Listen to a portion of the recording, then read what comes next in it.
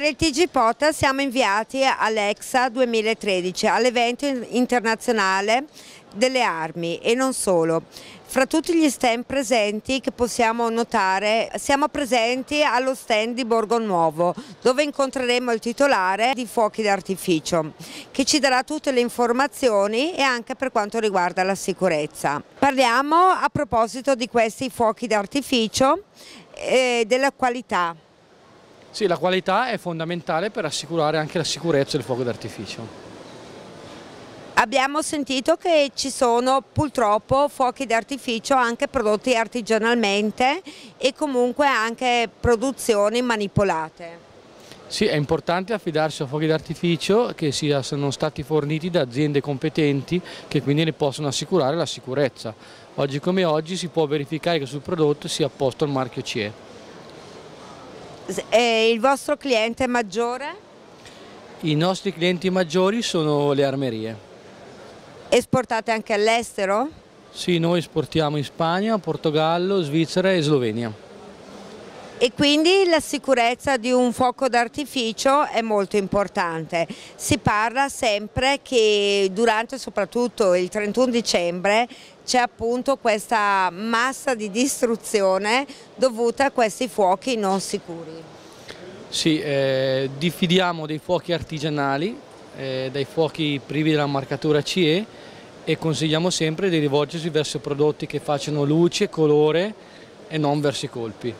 Si parla inoltre che i fuochi d'artificio possono essere non venduti a minori. Il fuoco d'artificio della categoria 1 è l'unico che può essere venduto ai minori, ovvero ai maggiori di anni 14.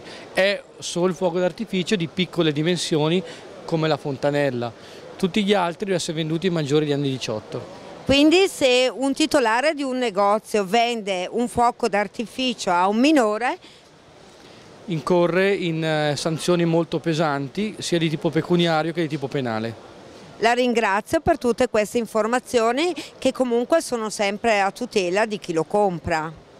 Grazie a voi. Grazie, arrivederci.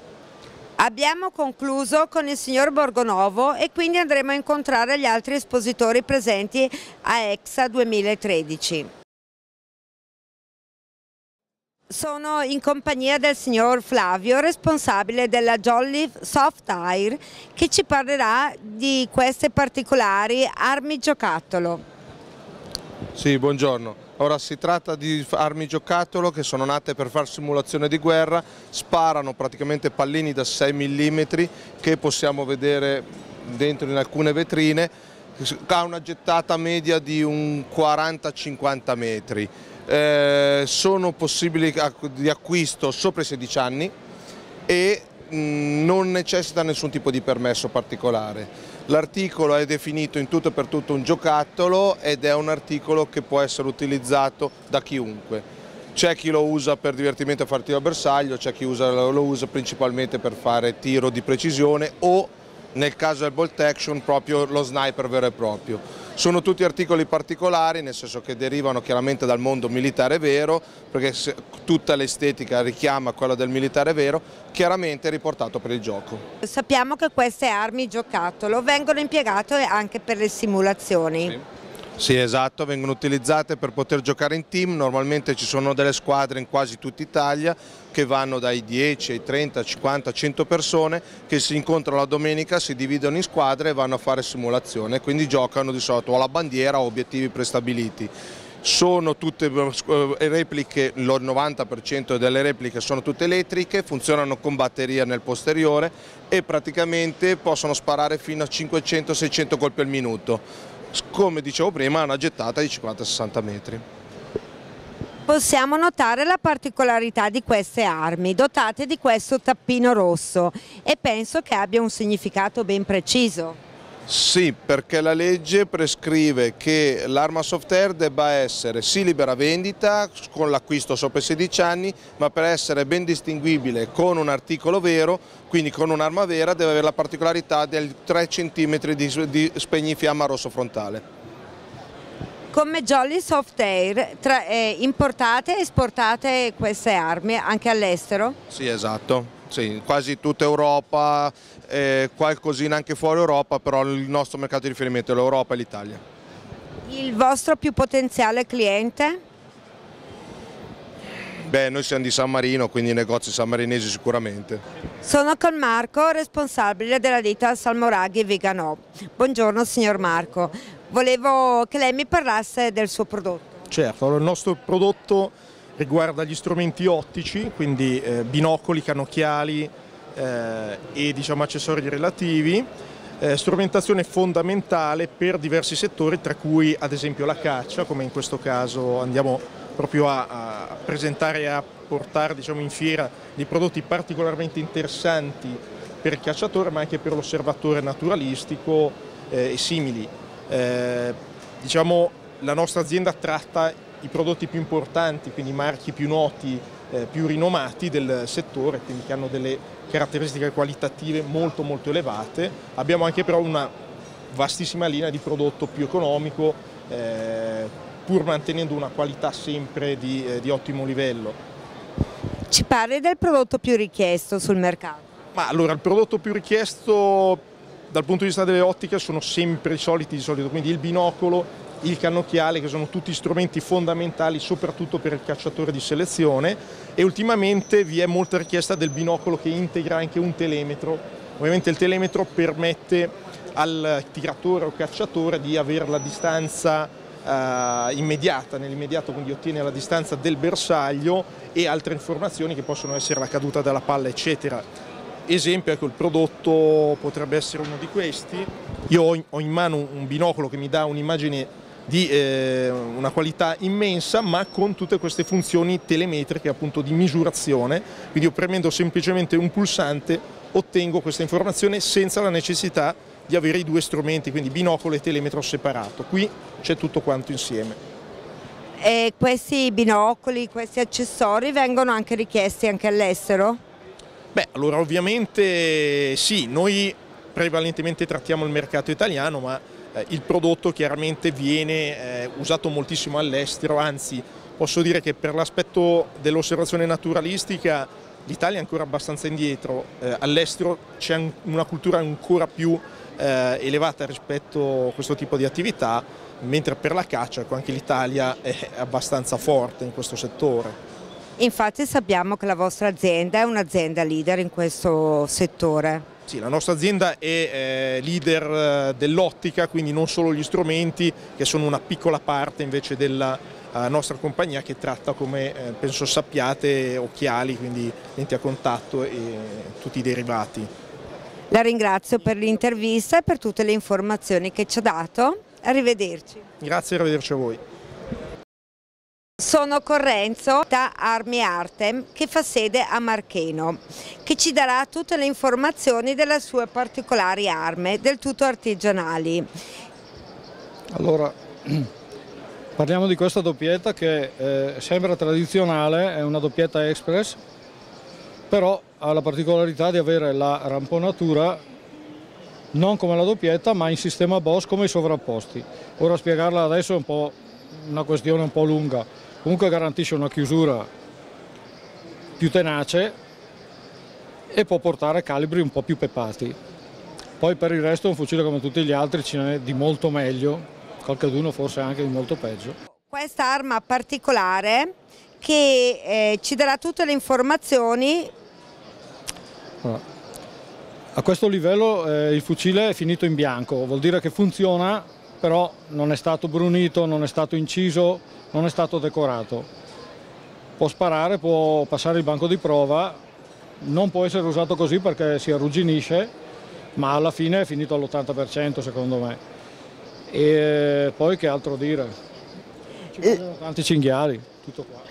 Queste sono armi per? Ma si fa una caccia a palla agli ungulati di animali da Europa, insomma, poi uccidere purtroppo quello che ti passa davanti. Si deduce che queste armi vengono fatte soprattutto per i cacciatori. Sì, sono armi da caccia, non esiste una disciplina sportiva che compete all'abbattimento di un animale, diciamo. I suoi migliori clienti quindi saranno? Sono dei cacciatori che vogliono ammazzare cinghiali e facendosi notare con un fucile non usuale, diciamo, tutto qua. Quindi all'inizio dell'attività venatoria si ha più incremento a livello di produzione?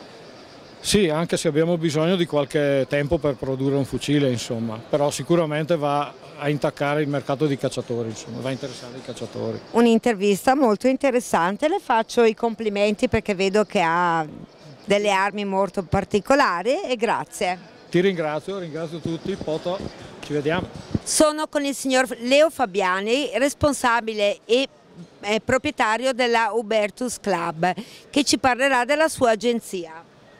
Buongiorno, la nostra agenzia ha la sede a Lubiana, è un'agenzia di viaggi specializzata per i viaggi venatori, infatti ci occupiamo solo della caccia.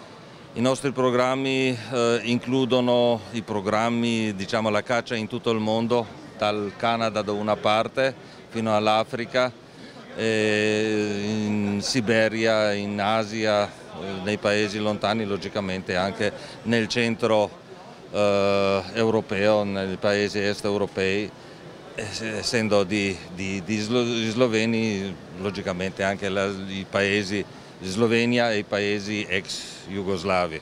Parecchi italiani si rivolgono a lei?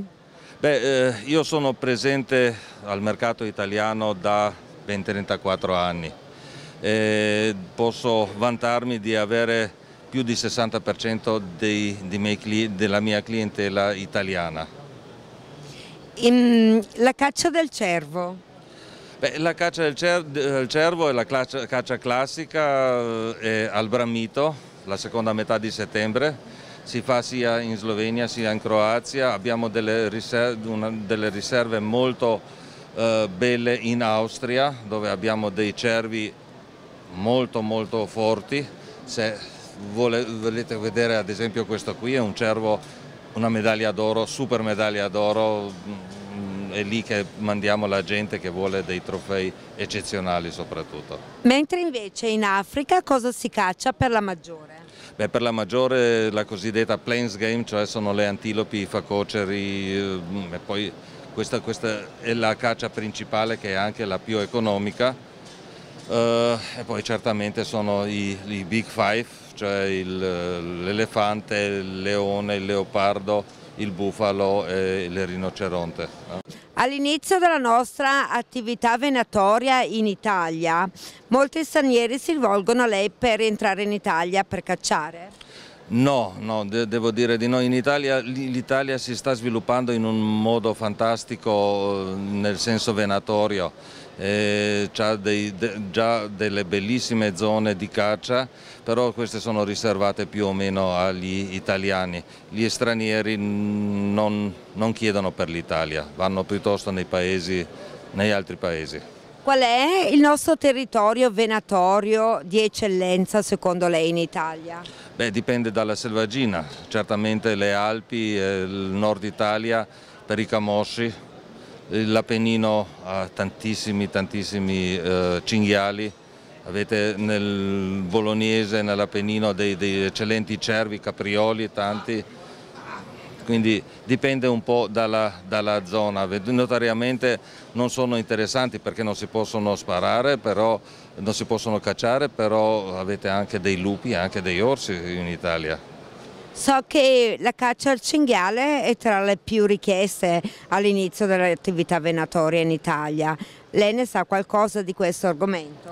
Beh, guardi, non so se è la più richiesta, comunque è la più diffusa. Indubbiamente ci sono le squadre di cinghialai con i seguggi, è una caccia popolare, una caccia molto bella, notoriamente molto interessante, certamente, è popolare, quindi ce ne sono molti che cacciano il cinghiale. Nella giornata odierna abbiamo potuto visitare diversi stand presenti a EXA. Abbiamo visitato gli stand delle armi, dei fuochi pirotecnici, dell'abbigliamento in genere adatto alla caccia. Spero di aver fatto cosa gradita con questi servizi informativi e molto utili.